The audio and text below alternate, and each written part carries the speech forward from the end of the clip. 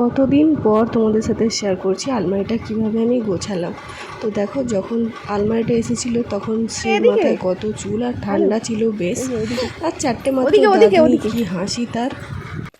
তো সম্রাজ্ঞীর আলমারি সেট করা হয়ে গেছে আমাদের আলমারিটার পাশেই। এবারে ওর ড্রেসগুলো ঢোকানো হবে। একটুখানি ড্রেস বের করেছি, হ্যাঁ চলো তোমাদেরকে দেখাই। ওকে আসুন ম্যাডাম। Hello hello. এই যে এখান থেকে শুরু করে এখান থেকে শুরু করে এর ভিতরেও ভর্তি। হ্যাঁ, এবারে সব ড্রেসগুলো আলমারির মধ্যে ভরবো, ঠিক আছে। আবার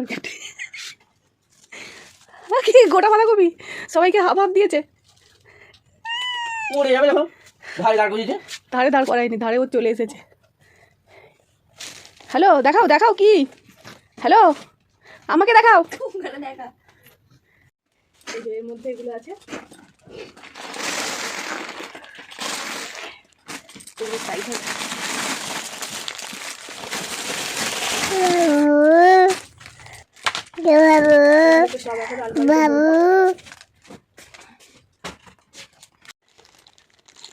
মাম্মা এই দেখো, ওয়াও ওয়াও, এই দেখো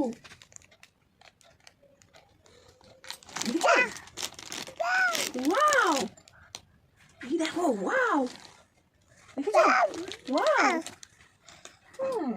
এখানে ঠেসা ঠেসি করে গোছানো হয়েছে, এই র্যাকটা গোছানো হয়েছে, তার মধ্যেও খেলতে খেলতে কোথায় ঢুকেছে, ব্যাস পুরো একটা র্যাকের মধ্যে ঢুকে গেছে।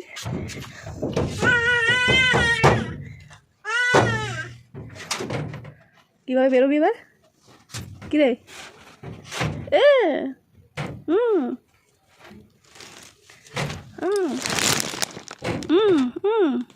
মাথা নিচু করে বেরো, আস্তে আস্তে নামো নামো নামো, বেরো বেরো, আগে মাথাটা বেরো, আর টুকতে হবে না। মাথা নিচু করে বেরো, বেরোবে না ওই আস্তে আস্তে নামো, বার করো।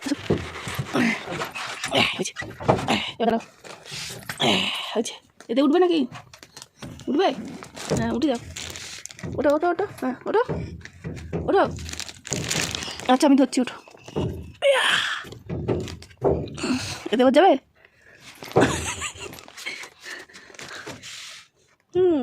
তারপর ঢুকে যাও, ঢুকে যাও, হ্যাঁ ঢুকে যাও।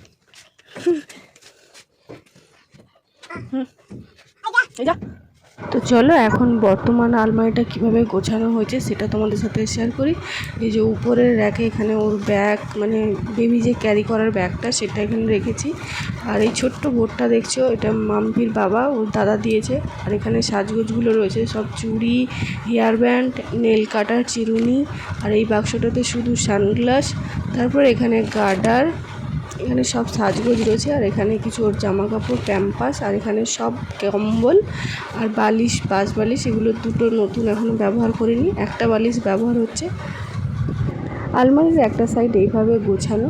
আসনগুলোও কিন্তু আমার মা দিয়েছে ওর জন্য, তাই ওরই মোটামুটি জিনিস সবই এতে ভর্তি। আর এখানে এই বাক্সগুলোতে ওর বারবি যে ড্রেসগুলো হয় বা বেনারসি শাড়ি, সব এগুলো বাক্সের মধ্যে রয়েছে। আর এই ড্রেসগুলো এখানে ঝোলানো রয়েছে ঠাসাঠাসি করে। আর এই ফটোটা কিন্তু আমি অন্নপ্রাশনের মেনু কার্ড কেটে আমি আলমারির মধ্যে মোট 3টে ছবি টাঙিয়েছি। এখানে হারগুলো ওরই বেশি ইউজ হয়, তার জন্য আমি ওর জন্য এখানে রেখে দিয়েছি। আর এই জুতোগুলো বা মোজা, এগুলো সব দুটো বাক্সতে রয়েছে সাজানো। এগুলো আর হয় না এখন, মোজাগুলো কিছুটা ব্যবহার হয়, কিছুটা হয় না। সেই বেবি হওয়ার আগে আমি এগুলো কিনেছিলাম।